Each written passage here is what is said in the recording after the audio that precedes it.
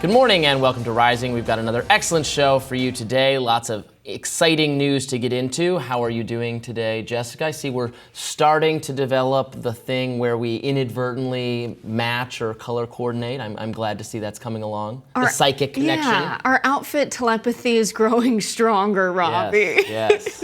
It's giving prom. We're matching. It's giving prom, all right. What are we talking about today? We're going to get into the assassination of Hamas political leader over the last 24 hours, the fallout from Project 2025, Trump's attempt to woo the black vote, and the cultural phenomenon, or should I say feminine that is Simone Biles, and more. Wonderful.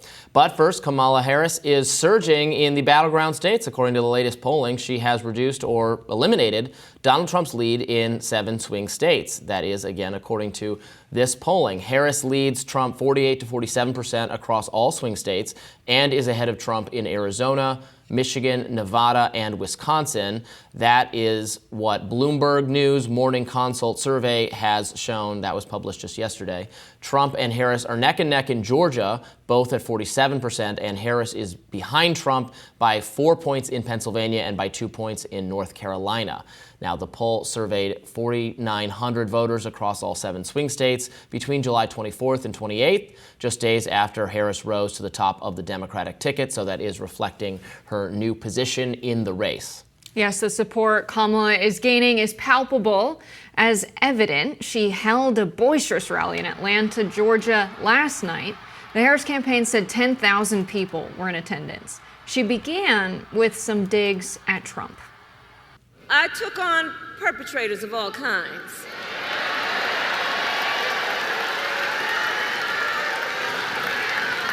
Predators who abused women. Fraudsters who ripped off consumers. Cheaters who broke the rules for their own gain. So hear me when I say, I know Donald Trump's type. Kamala also challenged her opponent. Well, Donald,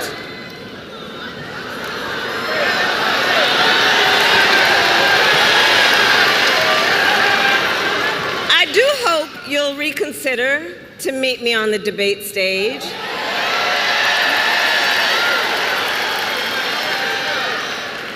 Because as the saying goes, if you've got something to say,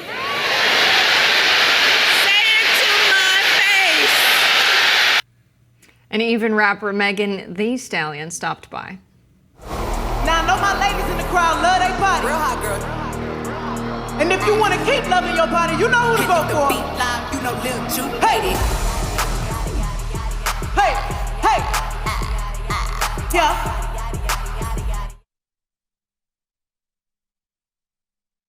Abrams and Senators John Ossoff and Raphael Warnock also spoke at the event. So the energy was huge before they started the formal part of the rally. They were like hype people that were playing music. They were doing the electric slide and walking out and stuff. So it seemed like a very fun event. I'm not so happy that she started it off really saying that she's, well, it wasn't the first thing she said, but one of the first major policy topics she touched on was the border. And she said Trump's legacy is stopping this bipartisan border bill, and she's going to make sure to get done the conservative border bill, which Donald Trump wouldn't. It just seems that she's catering to the middle more than I think youth voters would like to see. Oh, I definitely think she's catering to the middle. I mean, that's her. I would argue that that's her path to victory, not pursuing the youth vote. I don't particularly want her to do that because I don't particularly want her to win. But I want to talk about the polling. So this is interesting and showing a closer race than Trump versus Biden. We do have to take some of this polling with a grain of salt. I saw a lot of people saying, so the poll shows her up by 11 points in Michigan and down by 4 or 5 in Pennsylvania. It is difficult to imagine a scenario on Election Day where Trump wins Pennsylvania by 5 points and Harris wins Michigan by 11 points. The states are somewhat close in terms of their demographics, in terms of how they performed in the last several elections. To have a result that is so discordant across those very similar swing states doesn't make a lot of sense. if you want to start guessing, well, why would Trump be ahead in Pennsylvania but so far behind in Michigan? I guess it could be because of the shooting which happened in Pennsylvania, giving him some kind of extra local sort of support there as a survivor of the political assassination attempt. But what I suspect is that poll is a little bit off. But interestingly, let's say all of the results on Election Day go the way that poll showed, go exactly the way. So Trump wins Pennsylvania, loses Michigan, wins North Carolina, et cetera. That would mean it would come down to Georgia, where that poll had them exactly tied. The winner of Georgia would be the winner of the election. Right. We're in a place where the single issue voters on immigration that are on the left will likely never cast a ballot for Trump because he's so extreme on immigration, and him pulling, honestly, the political spectrum to the right, especially on immigration, has created this opportunity for Democrats to capture the middle on that issue. Will it cost them the amount of voters that would lose her the election? I don't think so.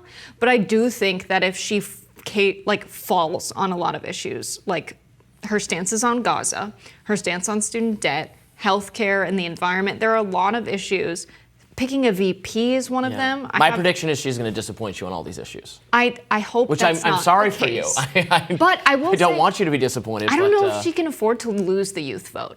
The youth vote is credited at delivering Biden the presidency in 2020 by some angles. The youth vote increased by 16% from 2016 to 2020. I think we'll see more people turn out.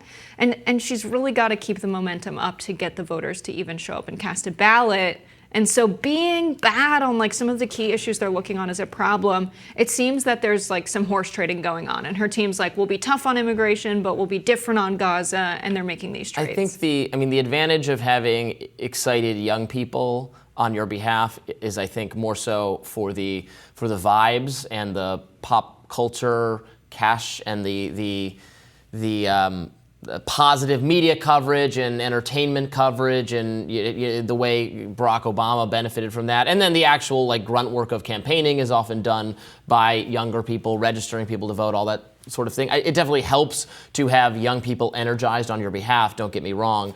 But this election will come down to a handful of a couple thousand center-oriented working class voters, centrist Republicans, moderates, independents in these handful of states who are not young people. Many of them are middle-aged or older people whose minds are not quite made up, who maybe don't like Trump at all, but prefer his policies and had liked Biden enough in 2020, but had decided there's just no way he can continue to be president or be president for another term, and so had turned on him and might be won back by Kamala Harris, but could also be turned off by her if she leans into some of the very progressive stances she used to hold, like banning fracking, Green New Deal, running away from her record as a tough on crime kind of person. Again, I'm not saying, some of these policies I agree with and some of them I don't. I very much agree with fracking and I'm very much against the Green New Deal. So I would like to see her renounce those things because I think they're bad policy ideas. I also think they would be electorally popular. I think tough on crime is popular. I have mixed feelings about that because it often comes with civil liberties violations, and just more money for police departments is, I don't think, always the answer. But I think she'd be well advised to run on it. I can see, a lot of people are saying, and it's true to some degree, that there's about 500,000 people across the swing states that determine the election. These are typically reliable voters and centrists. But I think we're in an environment where the Democratic Party, like they did with Labor, cannot afford to take the youth vote for granted. And sure, those centrists determine the election, given that the Democrats already have the youth vote in these swing states, which might not be the case if Kamala doesn't act right. And so I think that, yes, she's experiencing a surge currently with all of what you said, not just people planning on voting for her, but the youth vote comes with all sorts of things. It comes with TikTok videos that people will see on the internet, all of this positive posting on social media that's really organic. I don't know if she can afford to lose that because there are older voters that see that as well. That keeps her name in the press. It keeps the algorithms pushing Kamala Harris content because people are clicking on it. And so it's a greater calculation than just, are we planning on the youth vote showing up in November? And so I think they can't afford to lose those ballots cast, but they really can't afford to lose this momentum. Of course, it's a surge and some of it will go away and things will equalize. But I really think it's a make or break moment. And how she acts now could determine whether or not they stick with her and keep the excitement up. I just think it was kind of a bad look to have, at that rally. It's going to turn off some people. Just a bad look to have an election denier there. Stacey Abrams, who claimed her own election was stolen on multiple times, multiple opportunities to say that. Just putting that out there. Very interesting take, Robbie. More Rising right after this. Acting Secret Service Director Ronald Rowe was grilled by lawmakers yesterday over the assassination attempt on former President Donald Trump. During the joint meeting of the Senate Judiciary Committee and Homeland Security Committees, Rowe revealed that Secret Service snipers and Trump security detail did not know there was a gunman on the roof until the shots had been fired. He also said that he visited the site after he became acting director. Let's watch. I will not wait for the results of those findings to assess where we failed that day. I have taken and will continue to take immediate steps to ensure we do not repeat those failures.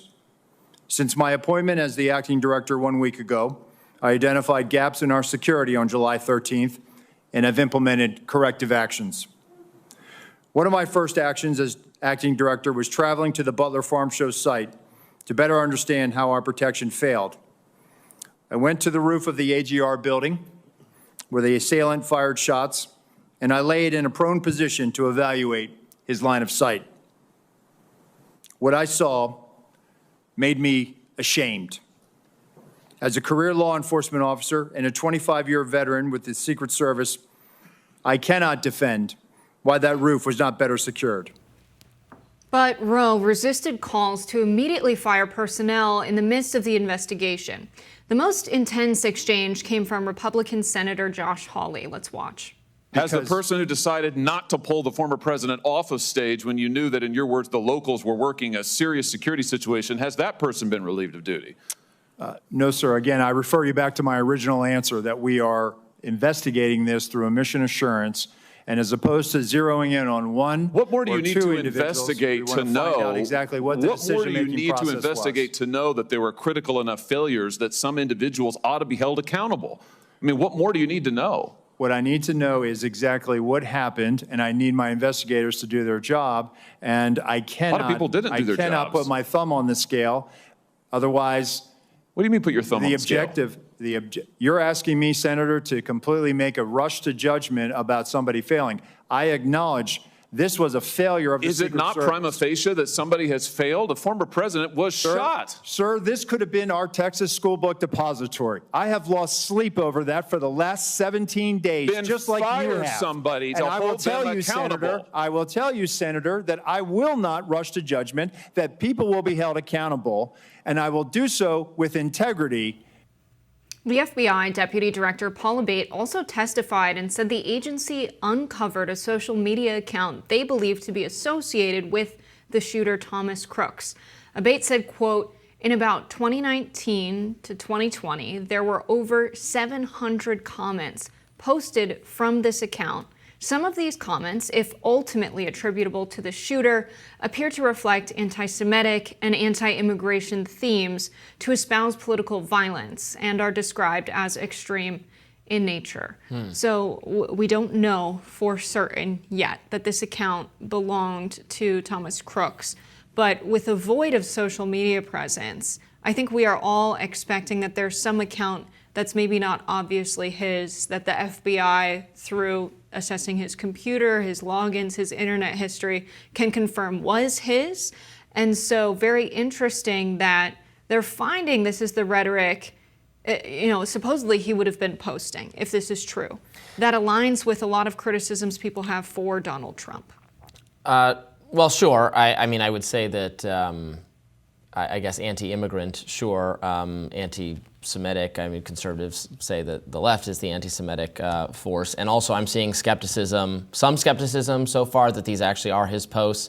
I think they could be his posts. We got to wait to learn more about that. And I don't mind this acting Secret Service director saying that, look, I can't fire people until we've completed an investigation and we know exactly who is at fault. And so people should be suspended pending an investigation, and we'll do an investigation first. I didn't really mind him saying that, as long as when we do find out who is at fault, they're held accountable and it doesn't fall through the cracks. I think the members of Congress should remain animated and angry on behalf of Trump and on behalf of the American people who are so outraged by the failings. That said, and it's right to grill this guy and to keep the focus on him, to do a proper investigation, and then to discipline the people who absolutely, wrongly, totally incorrectly made the decision not to pull Trump from the stage. But it's fine. There needs to be an investigation first. There doesn't have to be a rush to discipline people, and then you find out actually that person was following orders from this person. Who broke the training or didn't do what is in accordance with the training or didn't report, get that person and get them out of there. Yeah, and it sounds like we're getting more out of this guy than we got out of Kimberly Cheadle. Granted, there's more information supposedly now that they know and can tell us, but I do think that Cheadle's sort of dismissive responses when information was unknown is why she was a bad public figure and a bad person for the position. And so this guy... Right, and she was in charge. Yeah. She was ultimately culpable. We don't need to know exactly what went wrong to know that it happened under her tenure, and so she had to resign, absolutely. Right, and we didn't even get a name of someone at the FBI out of Cheadle of who to ask for. Yeah. Now that we have the deputy director of the FBI, telling us what they know without saying, I don't trust the public with this information, right? It's not confirmed that this was his social media account. And I'm sure there was a conversation, do we even want to say anything when we haven't confirmed it? But trusting the American people with all of the information you have so far is, I think, a good sign. I think more public figures need to stop being so patronizing of the public and think like, well, we don't want to give them misinformation that we don't think they can suss out, and we don't want to lead them in the wrong direction. I think it's good in this situation to say, this is all we know, and trust that the public can handle that this is an alleged connection and not real yet. I mean, these hearings are often not very informative because the person being grilled says very little of substance and then just gets yelled at by, sometimes in a performative fashion. Again, in this case, I think the performance is certainly justified by how outrageous the facts are, how outrageous the security failings were. This person who was not in charge when it happened but has stepped into the role of acting director of the Secret Service, and so is now going to, bear take the brunt of the public anger, outcry over what's going on. So it's fine to do that. I'm glad they're asking, questions. There were substantive questions asked of Kimberly Cheadle at the last hearing by people on both sides of the political aisle, on all sides of the spectrum, that she just did not answer very, very basic questions. And so I'm glad that she resigned, and maybe he'll do a better job, although we don't have any reason to necessarily be confident in that. But an investigation needs to be held to find out not just what went wrong with the Secret Service, but also the FBI, because we know now that the shooter was stopped, was noted to be carrying the range-finding device, was noticed, moving about, that he was in their sight, and then they lost track of him. It was called out by people on the ground who told police, was engaged with by police. Still, Trump's up there speaking, and no one does anything. So that's a really, really outrageous series of actions that are just unfathomable to the American people. Right, and now we have the FBI deputy director and the new leader of the Secret Service both being told that they should give more press conferences, because we can't wait for Congress to force these guys to give testimony, to get information out of the FBI and the Secret Service on this. They need to be forthcoming and do it on their own. So I think that's what we should expect moving forward. We'll have more Rising right after this. Clashes in Venezuela have turned deadly as thousands are taking to the streets to protest Nicolas Maduro's claim that he won the presidential election. Now, at least 16 people have died and nearly 750 have been arrested for demonstrating. Venezuela was once among South America's wealthiest countries, oil-rich and governed by a well-functioning democracy. But the country that has been ridden with years of political corruption now finds itself in freefall. Yesterday, one demonstrator said, quote, "How is it possible that all of this is happening for nothing more than damn politics, for a government that doesn't want us to be free?" Hill staff writer who covers Latin America, Rafael Bernal, now joins us to discuss how we arrived at this moment and the history behind it. Thank you for coming on. Hey, my pleasure, as always. So a lot of people I've seen, especially on the right in America, are framing this as the people of Venezuela denouncing having any kind of socialist government and wanting free trade with the world, especially American companies in the region. How do you contextualize this moment in history and in politics? That's a great question. In Venezuela, it hasn't been, socialism hasn't been the issue, really. The issue has been undemocratic practices, which we've seen for 25 years, just worsen and worsen ever since Hugo Chavez took over. And frankly, the opposition back then, before the 1998 election that he won, warned that somebody who had staged a coup against the democratic government in 92 would obviously not build democratic structures. So it's really, you really have to separate the economic, sort of the ideological goals as stated, because these are not the ideological goals the Venezuelan government has pursued, from their governance goals as stated and executed exactly the way Hugo Chavez and Nicolás Maduro have intended. Sure, although of course the economic situation in Venezuela, is related to the political repression and the people's discontentment with the regime. Right, it is not solely that it's not a functioning democracy and that they don't have say in it, but is also, the material condition of Venezuelans that they live under having, deteriorated so much over the last several years. What do you think? Are these protests going to be effective? Do they stand any chance of achieving the correct results in the election, being made public or being implemented in some way? They stand a chance. Of course, they stand a chance. The Maduro's regime is relatively a small structure compared to the size of the country, but they have been very effective at past times when protests have come up, usually because of those economic conditions, because of their own economic mismanagement. They just wait it out. And most observers, not to be too pessimistic here, but they expect Maduro to wait it out. They have more than enough resources. They have the international allies they need, though not the ones they would want. They now have Cuba, Iran, Russia, and China. They would have liked to keep Brazil and Colombia, but the way this election was carried out and the very credible allegations of massive fraud are scaring away those two key allies, Colombia and Brazil, and their leftist governments.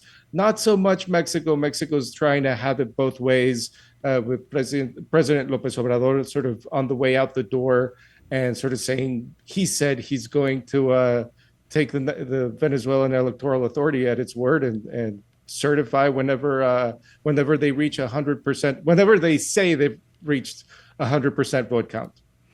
I really want to get your take on this. Now, a U.S. General, Laura Richardson of Southcom, spoke at the Aspen Security Conference the week before last. She spoke about China's Belt and Road Initiative in Latin and Central America and how the U.S. needs to counter this with some kind of Marshall Plan. She said directly, "We have a lot of companies in the region. I don't think we're branding Team USA as we should. It should be better." This sounds like a lot of what we heard in the past about the United States favoring covert operations to ensure countries abroad are friendly to multinational corporations based in the U.S., basically using the foreign policy arm and CIA of the United States to fight for the interests of America's elites and biggest business owners. Are you concerned about this rhetoric and how this might be shaping how the U.S. responds to Venezuela at a point where it feels like there's political instability? There's two sides to that. If NAFTA, USMCA have taught us anything, is that when the United States and the Latin American country treat each other as partners and have straight rules to follow, it doesn't matter that they might have different political views on U.S. intervention. And yes, Latin America is very feisty about the international role of the United States and of Europe, for that matter. They still, in a large part, view them as colonial powers, which they were, or interventionists, which they were. But Latin America has come a long way from the banana republics, and a lot of these countries have the wherewithal to negotiate with the United States, and they have negotiated with the United States, some more successfully than others. But the Latin American left views the term a Marshall Plan as a bad thing, which is sort of ironic. They don't view sort of the development of post-war Germany as a result of the Marshall Plan. They view the development of U.S. bases in post-war Germany as a result of the Marshall Plan. And of course, I mean, without getting too far into sort of the ideological debate the United States knows now, has 30 years or at least a quarter century of experience on how to successfully deal on economic and political and security terms with Latin America. The security side, it's a little bit weaker, but the Colombian example might provide some paths to having better cooperation on that end. The United States also knows, because of 2 centuries of experience, how not to deal with Latin America, and it's really up to U.S. policymakers, and as everything, this election in November in the United States will mean that the United States will present a very different face toward the continent. Right. I mean, I don't think a lot of people would be skeptical of the idea that the U.S. should get overly involved in, certainly not in regime change in Venezuela, even though the Trump administration, for instance, was supportive of the rival to Nicolas Maduro at the time, Juan Guaido, who ended up having to flee Venezuela and is now in the U.S. At the same time, will Venezuela's neighbors, as Maduro's allies, left-leaning allies running other countries, do they have anything to say about him, effectively stealing an election and governing totally outside democratic norms, something that, many on the left talk about the right being this threat to democracy, pointing to, very far right-leaning figures all over the globe who are seeking power and who they say are doing anti-democratic things. At the same time, here's a leftist, leader of a socialist party in their midst who is using utterly, obviously anti-democratic means to stay in power. I mean, let's start off with the fact that Maduro is about as leftist as Vladimir Putin. They might say they are when it's convenient, but their policies have not looked that way. 2 actual leftists, in more so in Brazil, President Luiz Inácio da Silva Lula, his patience with Maduro has very clearly reached an end. He warned Maduro weeks before the election that his calls of if the election didn't go his way, there would be bloodshed. Maduro said that, and Lula came out strongly against that, said that that's dangerous rhetoric, which obviously it is. Lula has been tested with Maduro's saber rattling in Guyana. They share borders with this third country, and Brazil basically said that they would consider coming to the defense of Guyana if Venezuela were to step in or invade, really. And Brazil, let's remember, is the giant of South America. Their GDP, they're by population, by geographical size, in every sense, they're the giant there. Colombia is a key ally of Venezuela. Now, Colombian President Gustavo Petro, he's been much more reluctant to hit Maduro. He has many more ideological and personal connections to the kind of leftist strains that created Colombian guerrillas and sort of gave permissiveness to the Chavez Maduro regime to be the way it is. So he's been a lot more careful, but through his foreign minister, he has said if Maduro doesn't show the receipts, Colombia will not recognize the election. It is not ideal for Venezuela to be in a neighborhood where its two most important neighbors, two largest neighbors, simply do not recognize the legitimacy of their government. They're really, they're on the highway toward rogue state status.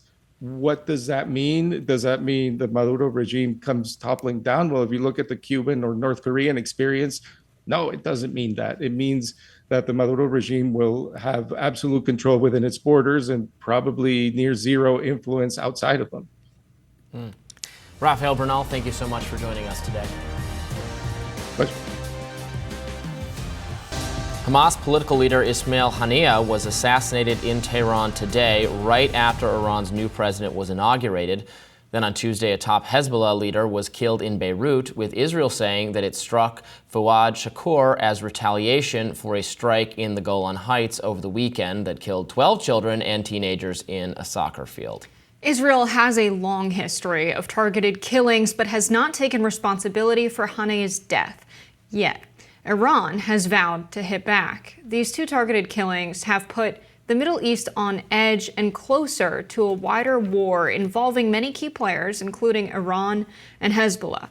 This comes amidst the 10-month-old war on Gaza that has revealed a long list of atrocities, including displacement and allegations of genocide, as well as the starvation of the Palestinian population. This all began after Hamas attacked Israel on October 7th, killing hundreds of Israelis and taking hostages, many of whom are still in captivity. With us now to unpack all of this is Aaron David Miller, a former U.S. diplomat who was involved in the Oslo Peace Treaty negotiations and is now with the Carnegie Endowment for Peace. Thank you for coming on. Sure, pleasure to be here. So you're a pretty keen observer of what's going on in the Middle East. What's your opinion as to whether or not this will result in a wider war in the region? First of all, and thanks for having me, let's define what a wider war is and why I think even now, in view of events of the past 3 or 4 days, key parties aren't interested in it. Number one, a wider war would clearly begin with a major escalation between Israel and Hezbollah. We haven't seen any sort of major confrontation, even though over the last 10 months, there have been daily exchanges since the summer of 2006. Then, with a relatively low inventory of high trajectory weapons, Hezbollah shut down the northern half of Israel for 34 days. That's the Middle East's most preeminent military power for more than a month. Now, over the last 18 years, Hezbollah has acquired an inventory of high trajectory weapons of varying ranges, precisions, and lethalities, which can cover most of the country, most of Israel.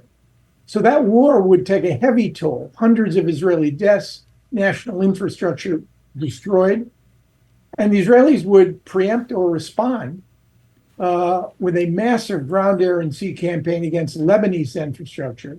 Thousands of Lebanese civilians might be killed.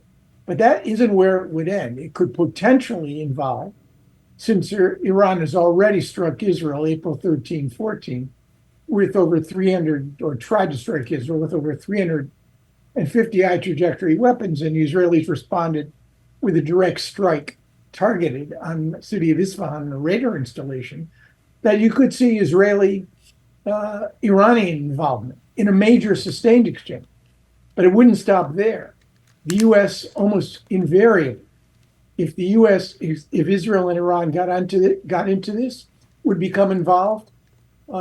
Iranians might choose to strike oil-producing facilities in the Gulf. You'd have something the Middle East has never experienced, a major regional conflict. And it's for that reason, I believe, that Iran, Hezbollah, Israel, the Americans, really don't want to see an escalatory ladder evolve into that sort of confrontation. The only party, it seems to me, that would be interested in such a thing is Yahya Sinwar, the architect of the October 7 terror surge, the key Palestinian decision maker. Even more influential now that Ismail Haniyeh has been removed from the scene. Sinwar wants a regional confrontation, and he wanted one in the wake of October 7th. Didn't quite meet his expectations. So I think a lot of people will have the following question. If Israel was able, and they haven't taken responsibility for it, but let's assume they were responsible, can precisely target Haniyeh in Tehran and strike and kill him there, I'm sure people will be wondering, how have they not been able to do the same to Yahya Sinwar, to have a targeted assassination of Hamas leadership, of people who organized October 7th in Gaza, without destroying the entire region and killing tens of thousands of civilians? Is there some functional difference, or is that a choice the IDF, the Israeli leadership, is actively making? First of all, the Israelis have eliminated a number of senior Hamas officials. They killed Salah Haruri in April in Beirut. They killed Marwan Issa, a deputy commander of the Qassam brigades, 5-6 months ago, and they've reported to have killed, although there's no confirmation, Mohammed Deif, who is a longtime Hamas architect of military and terrorist attacks against Israel. Sinwar is ensconced in a system of tunnels, which is half the length of the New York subway system. And over the last 10 months, it's not just a question of killing Yahya Sinwar. It was a question for the Israelis of how to eliminate Hamas as an organized military structure capable of pulling off another October 7th. And they may have killed half of the 35,000 Palestinian fighters, but 15,000 remain. And Hamas is likely to emerge probably as an insurgency with some residual military capacity and political influence enough to probably shape who or what governs Gaza, if in fact you can imagine or get an agreement on the cessation of hostilities. Why the Israelis struck in Tehran? I mean, Haniyeh travels. Why not Turkey? Why not Doha? Why not Saudi Arabia? I think the answer is clear. Number one, that any strike against a senior Hamas official anywhere but Iran would involve a level of complexity on the political and diplomatic side, number one. Number two, I think they also wanted to send a message to the Iranians. After all, without Iranian support, $100 million a year in subsidies to Hamas and the kind of extraordinary support that they give to Hezbollah, neither of these non-state actors would be as effective as they've been. The real question to ask about the striking, why did they do it? Why did they risk the prospects of regional escalation? Why did they risk the prospects of ceasefire negotiations, which have dragged on interminably? Well, right. It causes one to. Why did they have to do this now? Exactly. It causes someone to wonder if they're right, that the Israeli leadership or Netanyahu has some incentive to escalate rather than de-escalate hostilities in the region, perhaps because his own likelihood of staying in power is helped by conflict, right?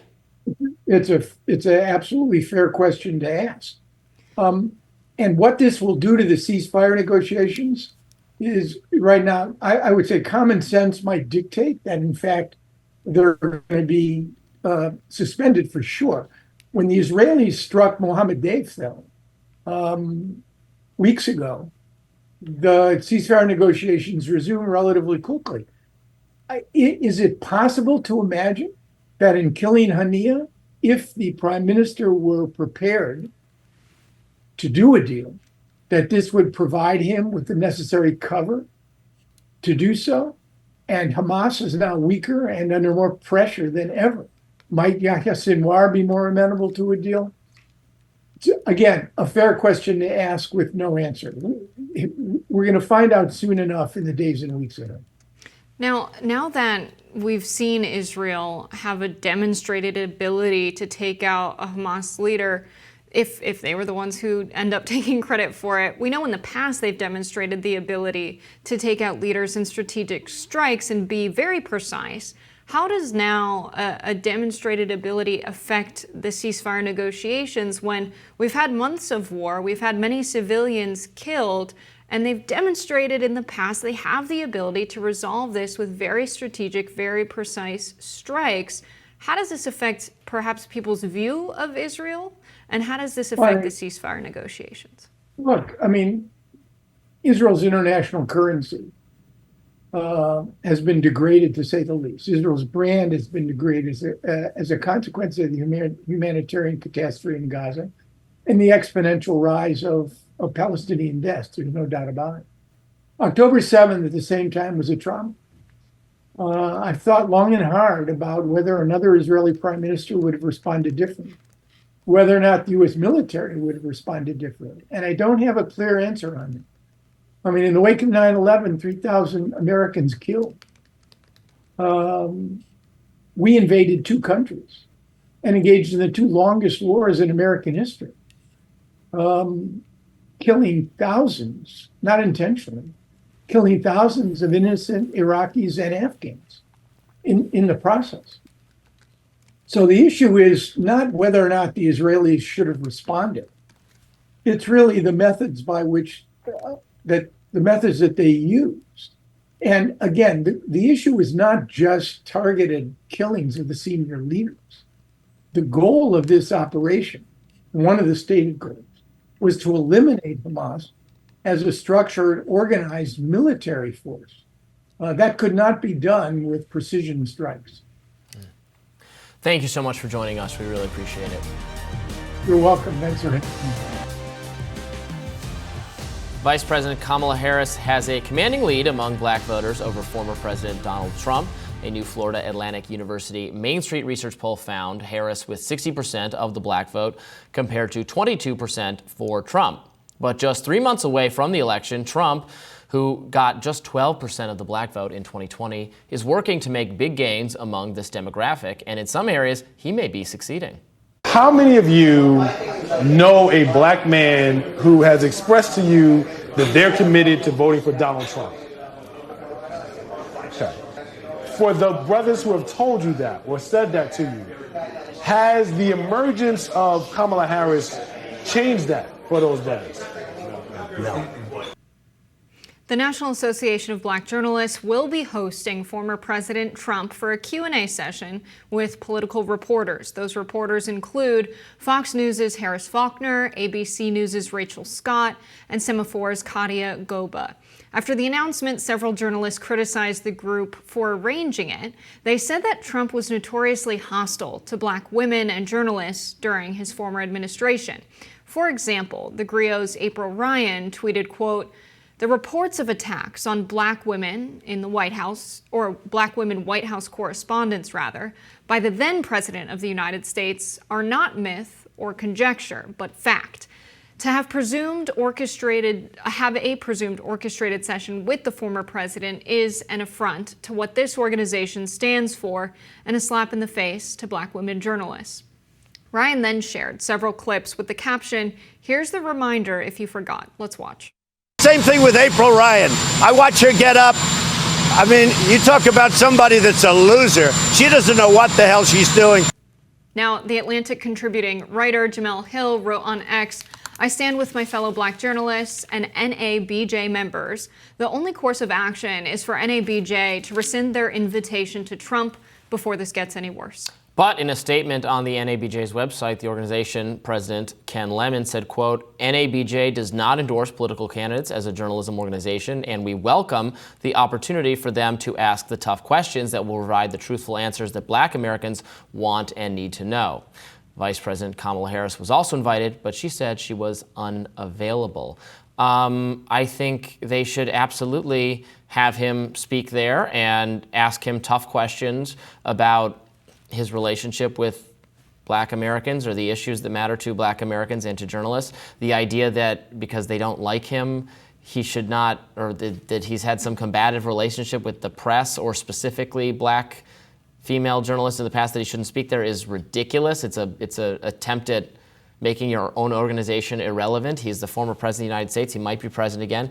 It sounds like April Ryan has a personal feud with him. He criticized her specifically.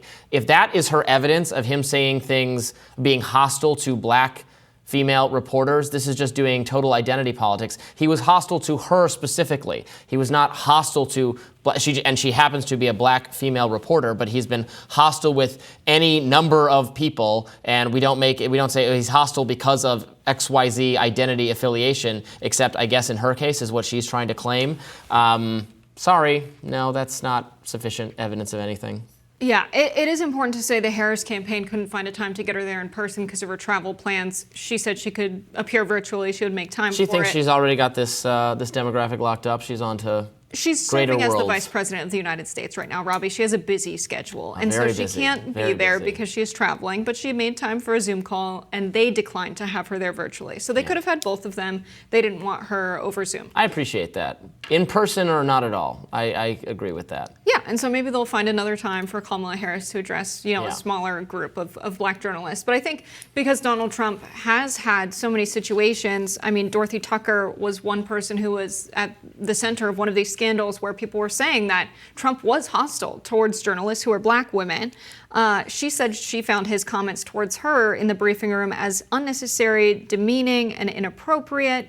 And so there are multiple cases of this. Now, if you think that that means you've made your mind up about how Donald Trump feels about black journalists and you don't think it's worth talking to him, fine. There are clearly other journalists who would like to see more, who would like to ask him tough questions.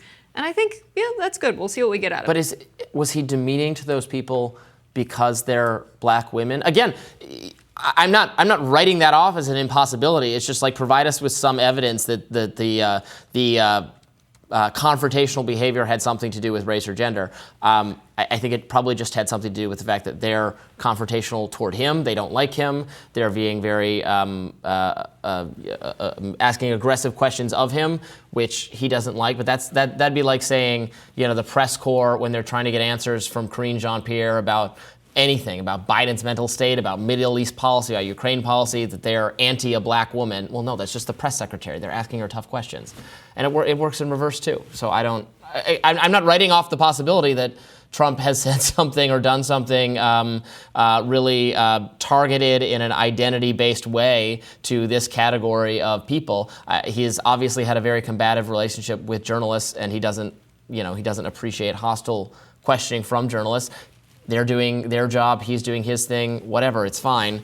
But he has some specific problem with black women I'm not persuaded by that based on him having said something mean about April and just saying that she's a loser. He didn't say something racial about her, he just said she's a loser. Said she was a loser. In the case of Dorothy Tucker, said don't be threatening during a press conference. And so I think, if you're seeing journalists who are black women get different treatment from the white journalists in the briefing room. Are they getting different treatment? That does seem like racism, and that is what they're saying. And so some people have made their look like mind up different about treatment him to based me. on what they've seen so far. This is someone who's already served as president of the United States. And I can see where people are coming from and saying, we've seen enough, we know where we stand. Why are we wasting our time with this? Similarly, I mean, Biden was criticized for saying, if you don't vote for me, then you ain't black, when he was at the NABJ panel in 2020, as was in the past Bill Clinton and George W. Bush. They invite presidents to this frequently. Biden said, unlike the African-American community, with notable exceptions, the Latino community is an incredibly diverse community. He received some backlash for saying that. Obviously, there's diversity in every community, especially ideologically. I think that clip we showed with people raising their hands saying, I know people who are voting for Donald Trump. It goes to show that Biden's take there in terms of diversity, whether it's about political thought or cultural diversity, was not taken well. So this is an opportunity where Trump can go and make an absolute idiot of himself. And that would be good for these journalists that are upset he's going as well. Yeah. I mean, clearly there are some black people who appreciate what Donald Trump is saying or the outreach he's doing to their community, or are just frustrated with Democratic leadership. It's still, I think, overwhelmingly likely that Kamala Harris wins the black vote by a good margin. But according to polling, Donald Trump is doing a lot better than Republicans have done in recent cycles with certain minorities who've been pretty much locked up by the Democratic Party. So even slight improvements there, it's not like he has to suddenly win the demographic. Improvements there are going to make a difference, and make a difference in the swing states, which have voters of those demographics there. And if they stay home or they vote Republican, every little bit is going to help. If it's in Michigan, Pennsylvania, Georgia, Wisconsin, Arizona, every little bit's going to help. Yeah, I can't speak for the racial difference here, but I will say scary things happen when people stay in their political silos and don't hear from the other side and don't talk to people and see them as human who have different beliefs from them. And I think I get where people are coming from and saying that this conference has typically been a place of learning and networking and, working with your colleagues that are similar to you. And it's a place for Black folks to feel safe and celebrated, as Tyler Davis put it. But also you have Ken Lemon, the president, who has a real power analysis on this, as this is an opportunity to vet someone who's a presidential candidate. It's not an endorsement. Right. And so being able to ask him tough questions, because he could become the president, no thanks to them. No one in the room could vote for him. But it's still important to get commitments from a presidential candidate around how you'll handle the press and journalism in a time when many people feel free speech is under attack. So I can understand both perspectives on this as to, why maybe you wouldn't invite him, because this conference isn't really about fighting for any kind of agenda or pushing the president to answer questions on the Black community, on journalism, on free press. And I can understand saying, hey, this is the venue we've got. Let's use our power how we can. I can understand both perspectives. Yeah. We'll have more Rising right after this. Paul Dans, the director of the Heritage Foundation's Project 2025, has stepped down. The conservative think tank's president, Kevin Roberts, confirmed Paul's departure from the organization in a statement, writing, quote, "We're extremely grateful for his and everyone's work on Project 2025 and their dedication to saving America. Our collective efforts to build a personnel apparatus for policymakers of all levels, federal, state, and local, will continue." Roberts was vague on providing details about Paul's next move, saying only that he will be moving up to the front. Democrats have sought to link Trump directly to Project 2025, a 900-page blueprint intended for a second Trump administration. The ultra-conservative plan was compiled by a coalition of more conservative organizations and many Trump allies and former staffers. It called for a total overhaul of the federal government and axing as many as 50,000 federal workers that could be an obstacle for instituting a conservative agenda. The backlash against Project 2025 has been swift, with President Trump understanding it was becoming a political liability. Trump has vehemently denied having any connection to it. His campaign issued a stark warning for those who continue to lump the former president in with the controversial project. Now, it's worth noting that his running mate, J.D. Vance, wrote the foreword to the policy document. Writing in a statement released Tuesday, the Trump campaign said that reports of Project 2025's demise would be greatly welcomed and should serve as notice to anyone or any group trying to misrepresent their influence with President Trump and his campaign. It will not end well for you. Now, Rising reached out to the Heritage Foundation for comment on Trump denouncing the project, and they responded with an email statement, quote, "When we began Project 2025 in April of 2022, we set a timeline for the project to conclude its policy drafting after the two-party conventions this year, and we are sticking to that timeline." Well, there you have it. Donald Trump really wanted to distance himself from Project 2025 to the extent that the leader of that thing is no longer running it for the Heritage Foundation. So I think that, it shows you that the media and the Democrats succeeded in demonizing this plan for conservative policy if Trump takes office again, and Donald Trump perceived it as a liability and has repeatedly said that he has nothing to do with it, doesn't really know or understand who's behind it, is not working to implement it, and now it's going bye-bye. Yeah, I'm not saying Project 2025 and Trump 2024 are the same campaign. I will say that when you pick your cabinet members and your top staffers, You pick people because they have a political perspective that you appreciate, you find valuable, it aligns with you and your administration.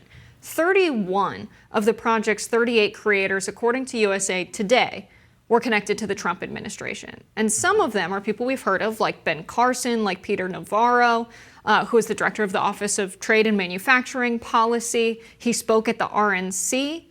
And after serving a 4-month sentence for defying a congressional subpoena, he was invited back. You have Kevin Cucciolini, who was the acting deputy security of the Department of Homeland Security during Trump. And all 3 of these guys are people who authored entire chapters of this book or policy plan or agenda. And I think that means something. I think it's not mental gymnastics to associate this with the Trump presidency. No, but what's in Project 2025 is just conservative policy, which is what Donald Trump hopefully is going to try to implement. I want him to do at least some of the things in Project 2025 because Project 2025 is just conservative policy. And if you're voting for Trump, you're voting to enact a conservative agenda on immigration, on foreign policy, on the economy, on domestic spending priorities, on education spending priorities. What Republicans, what conservative think tank people want to do is reduce the size and scope of the federal government, reduce its influence on your life. They want to eliminate unnecessary, wasteful, needless spending. They want to shrink and reduce federal bureaucracies that have all of this policy-making power that we don't even fully comprehend, that stay in office regardless of which political faction is in charge, still implementing their vision, totally, wholly independent of political and democratic considerations. That is the good parts, to my mind, of Project 2025, an effort to grapple with this multi-headed hydra that has taken control of Washington in the decades since runaway federal government power became totally unconstrained by the legislature. We want to restore power to the legislature, to the people who are elected to office to make policy decisions on behalf of the American people, and then who are subject to democratic accountability, can be voted out of office when they don't do well. You can't vote, as we learned, you can't vote Dr. Fauci and people like that out of office. They just stay in office regardless of who's in power, making policy decisions. That is what my understanding is Project 2025 is trying to combat. That is what many conservatives want to get out of subsequent Donald Trump administration. They didn't get it out of the first Donald Trump administration, which totally failed to grapple with the deep state's vast powers. So we'll see if they're successful this time around. But look, it doesn't matter what you call it. If the label Project 2025 is unpopular, then I guess they should not be running on it, and they've chosen not to run on it. But they will be they'll be trying to enact parts of it, or else they're just being totally they're being evasive about what they're going to do when they get into government. It'd be a betrayal of conservatives to not do aspects of Project 2025, and the independents and the people out there who are not necessarily right-wing but are not satisfied with the kind of governance you've gotten for the last however many years. It's interesting you see this as some kind of reduction in power for the federal government, because Project 2025 is being criticized for being a power grab for the executive branch, including the presidency, which is a key part of the federal government. They want to do things like ban the abortion pill access. They said directly that they want the Department of Health and Human Services to maintain a biblically based, social science reinforced definition of marriage and family. What they're pushing here is really a power grab for the president after the Supreme Court ruled that there's presidential immunity. I think we should all be afraid about the power the executive branch has now, according to the Supreme Court ruling, and the power that people very close to Donald Trump. CNN reported that it's over 100 former Trump staffers that are involved in this. They talk about transitioning banking away from having a central bank, and they talk about Congress and the president coordinating on these reforms. Now, the Federal Reserve is regulated by Congress, not the president. So if you're afraid of executive power, you should be afraid of Project 2025, because on several levels, they propose the President of the United States and the executive branch having more power than Congress when the Constitution dictates that these departments are regulated by Congress and Congress has the final say. So do we want the president and who becomes the president to determine what happens in federal agencies? Or do we want the people we elect to Congress to oversee No, we that? want the people we elect to Congress. I mean, these are federal agencies, so their leadership is appointed by the president, is in some places subject to congressional or Senate approval. That's how it was set up in the system. Right now, the people staffing the organizations are not accountable to anyone, not to Congress or the president, because they're not all political appointees. They just exist in the background, making policy forever. So we want to make it so that the president can appoint new people, and then those people's mandates, what they can do, is set by statutes, by laws that are approved by Congress. That's what the recent Supreme Court decision that reversed Chevron was about, was saying that agencies can't just make up rules anymore. They have to get clear authorization, not from the president, from Congress to make up new regulations. That has to be, they can't do that.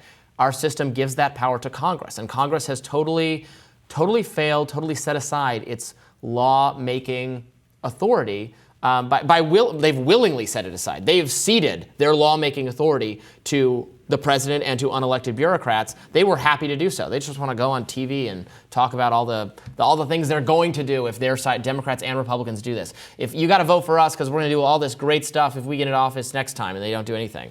And that happens on the Republican side too. But I don't see it as a power grab. I mean, some of the things you're describing, I'm sure I don't agree with. I don't want to give what it would be, Health and Human Services to operate from some biblical premise. I don't even know what that means. I don't have any desire, neither does the Supreme Court, by the way, to limit access to the abortion pill. If people want to seek that, the Supreme Court turned down that challenge recently, and it was like an 8-1 ruling or something. So that access to that is safe. That's fine. Again, these are just policy proposals from conservatives, some of which, if they have to do with economics, I probably tend to agree with, at least more because I'm in a more free trade, free market state of mind. I don't know if Heritage is. And then on the social conservative stuff, I don't want to make that government policy at all. And that's how it goes. Right. The Supreme Court also in the past ruled in favor of protecting a national right to abortion, and they changed that. So I think we need to understand that these are people who are appointed by Donald Trump. They just ruled on the abortion bill. They just did that. Right. And I'm saying they could change their opinion under a Trump presidency if there was a national ban by Congress that was backed by Donald Trump. We could see things change as they have in the past. And I think people are afraid that this is someone who denied the results of the election in 2020 and was adamant about that. And we have a Supreme Court that ruled he has immunity for official acts. And 31 of these people who are key in writing this were people who worked for Donald Trump. At least 140 people, according to CNN, who worked for Trump contributed in some way to Project 2025. So his trend of wanting almost ultimate power as president of the United States, I think, is why people are afraid of this. And honestly, the weird stuff about women's rights are why people are afraid of something like this, and why associating it with Trump became a political liability very quickly. And also, I will say, it's worth noting Paul Dans, who oversaw Project 2025 at the Heritage Foundation, was interviewed by right-wing podcaster Tom Zawistowski. And Dans said directly, President Trump's very bought in with this. When they were talking about Project 2025, Dans also worked as chief of staff at the Office of U.S. Personnel Management during Trump's time as president. So the associations are clearly there. His attempt to distance himself from it, I don't think will work. Yeah, you want to associate Donald Trump with Project 2025 because and maybe you're right, I don't know, that it's politically unpopular. I don't want to. It already is, and that's what makes me afraid I'm not trying to disassociate him from it. I hope he embraces aspects of it and implements those policies if he wins the presidency, because I think they would be good for America. Not all of them, not biblical governance of the health department, but grappling with the vast federal bureaucracy that has made so many bad policies, especially during COVID and on other things, is something I want from my Republican president. No, I would say that it's not the case that I'm trying to associate it with Trump because I don't like Trump. It is associated with Trump very clearly. And I don't like Trump because he's associated with people who want too much power in the executive branch. And I want to live in a free society with a democracy. And I don't like how he's packed the courts with people who make decisions that seem to be contrary to our laws and our Constitution. That's what scares me about Trump. All right, more Rising right after this. Simone Biles has become the most decorated U.S. Olympic gymnast in history Tuesday after winning her 8th Olympic medal. The 27-year-old led Team USA in their quest to reclaim the top spot, winning the gold medal in the team finals. This victory marks Biles' 5th Olympic gold medal, totaling 8 Olympic medals over 3 Olympics. Not to mention her victories outside the Olympic arena, which include 30 World Championship medals, 23 of which were gold. Now, after taking home 4 gold medals in the Rio 2016 Olympics, Biles did go to Tokyo for the 2020 Games, but dropped out after catching a case of the twisties, a gymnastics term to describe a mental block or a disconnect between your brain and your body. In the years since Biles opened up about having mental health struggles, it was also exposed that Biles, along with too many other team members, survived sexual abuse from Larry Nassar, the national team's doctor. But Biles came out on the other side victorious and stronger than ever. Today, Biles continues to push the sport and create ever more daring moves, which are notoriously dangerous. She has 5 skills named after her. For example, the Biles 1 is a double back layout with a half twist, and the Biles 2, which is a triple double, 2 flips and 3 twists.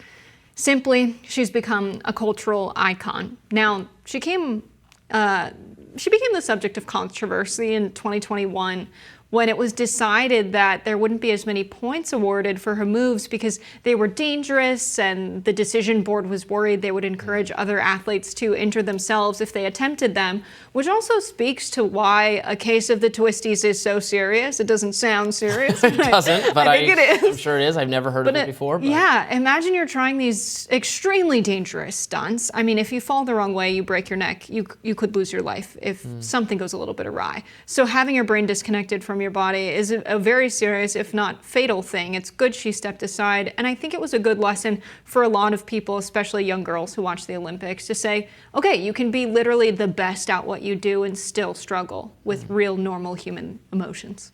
That sounds like a good lesson for people, for young people, for young women. To me, I'm not a big. I think I've watched gymnastics guy, Robbie. Well, not only am I not a big gymnastic guy, I think I've probably watched maybe less than 5 minutes of the Olympics over the course of my entire life. I'm not really someone who tunes into that.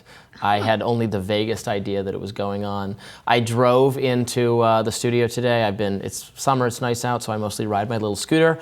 But I drove in today, so I had the radio on, so I was listening to just a little bit of commentary on the Olympics. Actually, I was listening to our local radio guy, who I love, talking about whether you're allowed to wear glasses in the events, because the divers, it seems sometimes they get out of the water and then they can't see, they have no idea what's going on. It's because they wear glasses, and you're not supposed to do that in some of your events, I guess. And then they were having a whole debate about it. I don't know. I have no idea. There's my stab. There's my best attempt to have some Olympics color commentary. Yeah, I really find the use of equipment in certain sports interesting, because as technology advances, as does the equipment, and then the official regulators have to catch up.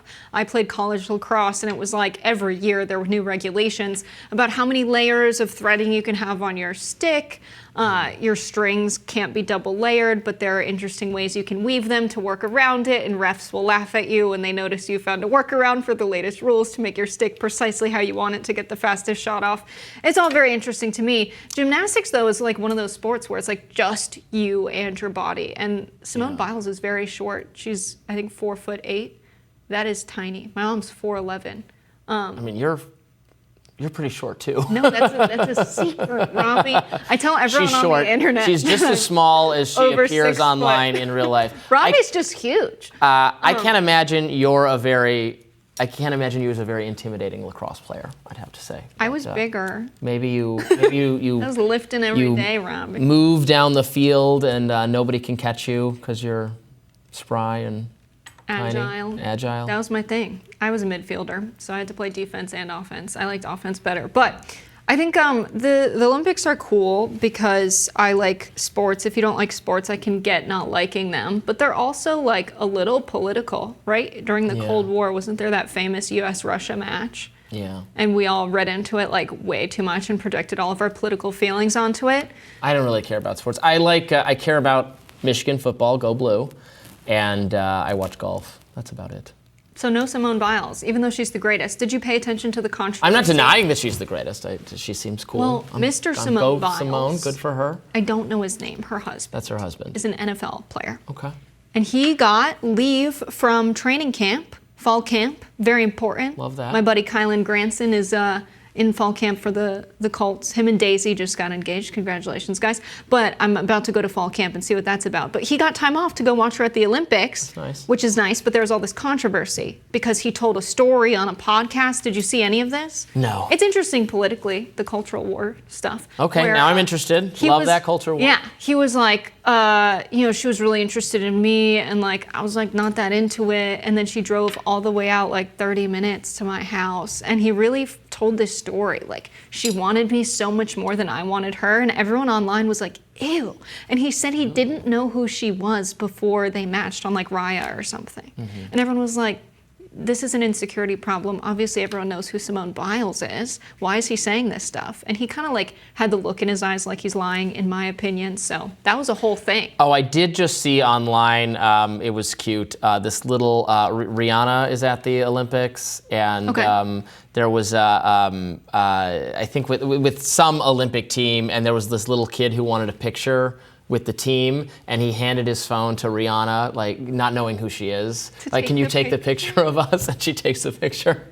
That's really Lack cute. of appreciation for Rihanna. I can't stand it. Hey, everyone's human. Everyone can help Yeah. each other out, take a photo. I think it's great. I mean, she's from humble beginnings. So maybe, she hasn't become so distanced from the general public that she forgot her humanity like some celebrities. Yeah. I think that happens more often than it should, but that's nice. That's a good story. Well, I'm always willing to take someone's picture on the street if I'm asked. I'm happy to do it. If it's a group of women who always want 20 million pictures and from different angles, so you make sure everyone's happy in the picture, I can do that as well. I do have one more thing to say about the gymnastics team. So the whole team won. The whole U.S. team won. Simone Biles is great, and she is a team player too, because there was this former player, McKaylee or something, I don't know who she is. She's a YouTuber. She posted a video saying she doesn't think the team is that talented, with the exception of Simone Biles, whatever. Said some bad things about them. Simone Biles clapped back on social media. Clap back. She clapped back. She said it was a photo of the team with their like gold, and she's like, the lazy, untalented women's Olympic team, and so that's a whole thing that. She's doing very well, but she's got a team of good athletes beside her, and she's giving them credit where it's due. I think that's nice. I think so too. Well, congratulations to them and to everyone from Team America who's out there representing our great country and taking home the gold. That does it for us today on Rising. Tomorrow we'll be back with our regular Thursday show. Should be an exciting program. We're actually going to have Senator Rand Paul to talk about some interesting legislation that he's sponsoring on Capitol Hill, so you won't want to miss that. It should be a good one, and be sure to like, share, and subscribe so you don't miss that or any content ever. And for those of you who like to listen while you're on the go, we are available wherever you get your podcasts. Bye-bye. Bye, y'all.